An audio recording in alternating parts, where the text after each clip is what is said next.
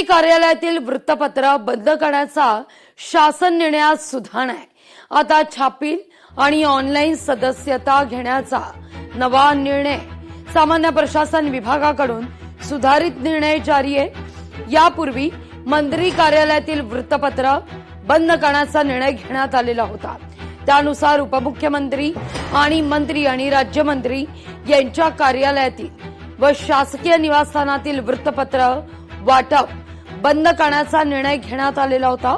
आता मात्र सुधारित शासन निर्णय जारी होतोय।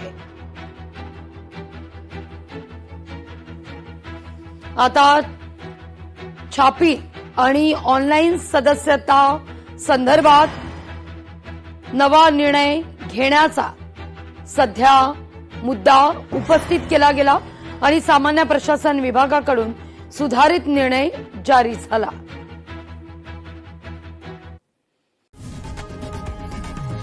लोकशाही मराठी ऐका, पहा, जागरूक रहा।